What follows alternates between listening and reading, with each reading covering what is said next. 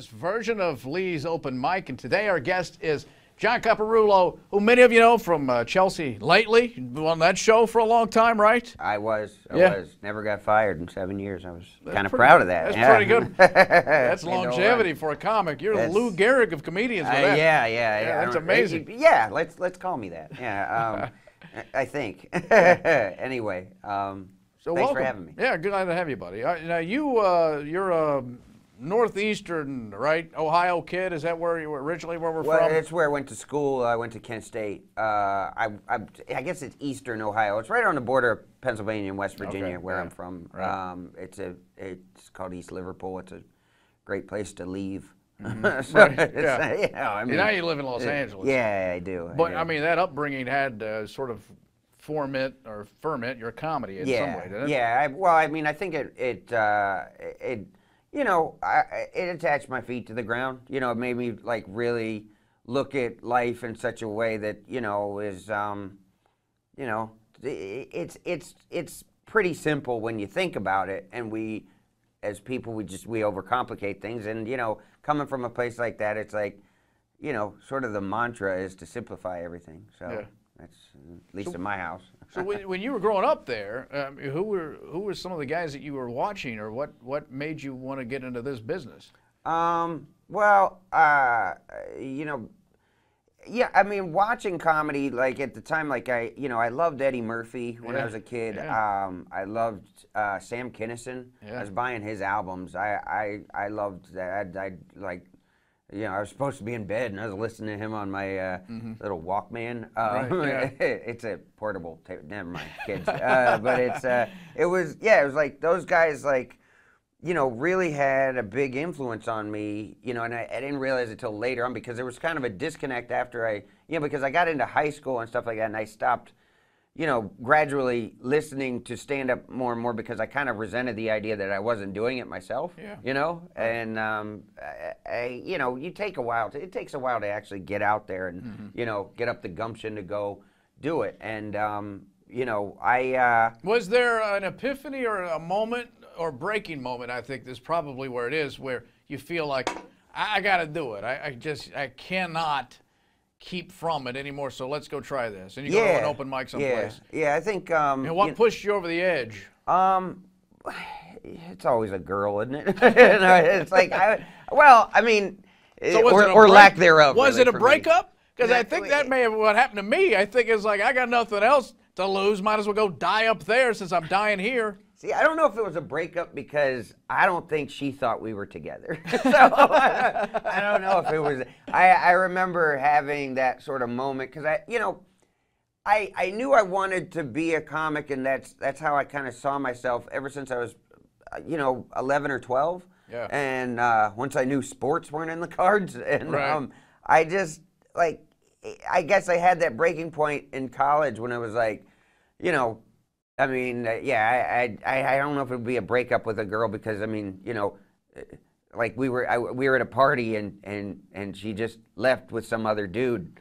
So I don't know if she didn't really apologize or try to hide it. So I don't think we were together in retrospect. But feeling that inconsequential, feeling that small, really does drive you to be something in life. It does. The people who are kind of who are run over in life, kind of sometimes we do something with ourselves. And I just decided, I was like, you know what? It's all I ever really wanted to do. Being in college is really. I was just trying to buy time before I got the guts to go do it, and I mean, it was a costly use of my time, but still paying for that. But I finally went, you know what? I'm not gonna, because I didn't tell anybody. I only told like my best friend, and I made sure nobody knew about it. There was no pressure. I just went and did it, and I had a great set, and after that, I really, I mean, I think there were ups and downs for about a year, and then, I got to a point like after, like I didn't, because when you first start stand-up, it's not a smooth thing, like where you're just in it and you stay in it. It's like you're in it, then you're out of it, then there's always the period where people are like, well, I'm writing, you're not writing. You're just you're just You're not afraid to go working. on stage again. You know, I mean, it's you know, I got to the point where, okay, I went back on stage and I really did well, and I was like, I felt like, you know what, I have a chance to be really good at this. Like, not just be, I don't want to be somebody who just, you know, kind of just who came through, or, you know, who was there. I want to be somebody who actually, you know, hopefully made a difference in with my career. So and stuck out. So I just felt like I gotta do it. I gotta go now. And so about a year later, I moved to LA. Right. And yeah. Was that sort of an eye-opening experience going out there?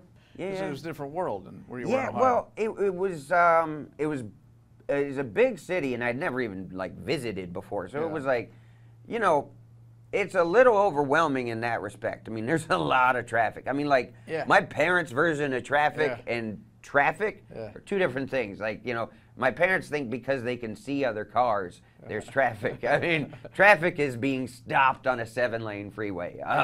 But it's, you know, that part of it was tough to get used to. But the comedy part, you know, it's like sort of like, you know, when I was sort of like feeling like, okay, this is too much. This big city is too much for me. I went on, you know, at the Comedy Store in Hollywood, or I went on at the Ice House in Pasadena or something like that. And, Yeah. you know, I felt like, oh, this is why I'm here, because Okay, so let me the ask art you part that. of it So was when you great. get out there to these legendary places where every comedic icon has launched from, Yeah. and you're looking at your contemporaries, you feel at the moment, well, no, I really do belong here, or were you a little overwhelmed with you're watching some guys work out? There's always times, you know, you go back and forth. I had enough times when it was like early on when I did really well. You know, I went on at the open mic at the Comedy Store, and I remember like the host, you know, was like, "Hey man, you should showcase for the owner." Like it was, and I was like, "I'm just happy doing this," you know, Yeah. in 3 minutes every few. Well, it's good to Sundays get or that whatever. encouragement. You feel good. Yeah, you know, you feel like, you know, you do kind of belong, because it's a much different experience than like, say, hey, pick up basketball when I didn't get picked up. But Right, yeah. it's, yeah, you just feel like, okay, I actually have like the skill set to, you know, actually go somewhere in this field. And it was a real rush, because I hadn't felt that before in anything else. So it was, you know, being in those places, those sort of hallowed halls, I had a lot of respect for it, because I knew, you know, who would come through and what it been. And, you know, I got made a doorman at the Comedy Store, like, you know, Kinnison did, you know, and those things weren't lost on me. Like, you know, the fact that I was getting to follow in the footsteps of people like that it really made a difference to me mentally, to go, I'm really doing something, you know, that I always wanted to do. I'm living my dream, and you know, I don't think a lot of people get to do that, and I got to. So I was really grateful for that from the start, and still am. But it's yeah, I've always tried to grow with my act and evolve, and still and stay relevant and everything else. I still love it as much as I did before. I've always been still nervous. Like the nerves never go away, you know? Like Yeah. you should feel nervous, you know? I mean, it's Yeah, no, I think you should. But Yeah. I do think if it gets away from you a little bit while on stage, I get what I like that eventually happens is a little bit of anger sets in too. Yeah. With me, and then like, okay, Yeah. it's a challenge now, Yeah. and it awakens something. Yeah, you kind of chase them down. Yeah, a and I little chase bit. them Yeah. down, Yeah. and now I'm going to control the things again. Yeah. But yeah, you got to have a little bit of nerves, otherwise, why Yeah. are you up there? Right, I mean, it's like you don't right, care, or something, right. you know, and If I you- do care. Exactly. If you can go up on stage in front of a bunch of strangers and bare your soul to try to entertain them without any sort of jitters, there's something wrong with you. You know what I mean? Like, you should really be nervous. If you think about it, if you break it down, what we do, it's stupid. I mean, because you're going like a lion tamer.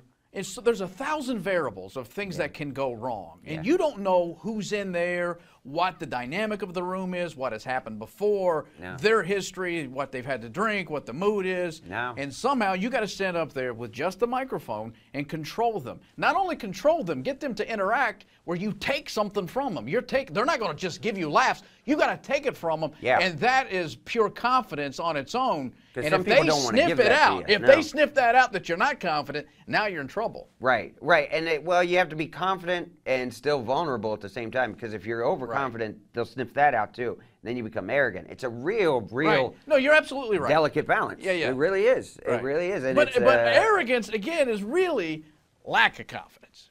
If you It now, is, yeah, if 'cause you're it's- boastful, yeah, if yeah. you're trying to project it, that just means you're really insecure, and they're going Yeah. to sniff that out. Yeah. So it really comes back down to really being confident. Yeah, it so is. you can show vulnerability, as you said, right? well, yeah, you should. It's yeah, stupid. I mean, I'm Nobody vulnerable should have because- to do this, John. I guess I'm confident being that vulnerable, like, because I'm I know it. I'm okay I know it. with myself, because I know, after this many years, that it is, it's somewhat entertaining, it's somewhat funny, for me to be basically who I am, standing up there in front of people. But So, at the essence of it, only broken people would risk this.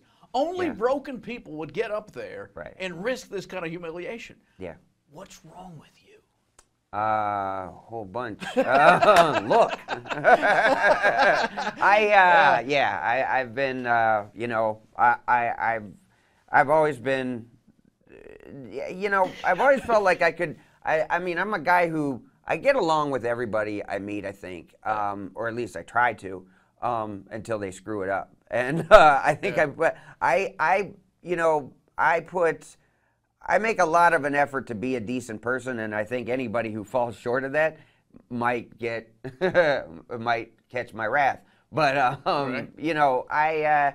I'm just trying to get through this world, and I kind of realize my own insignificance in it, and I make fun of that. I don't know. I just make fun of life. who you Life are. it's stupid.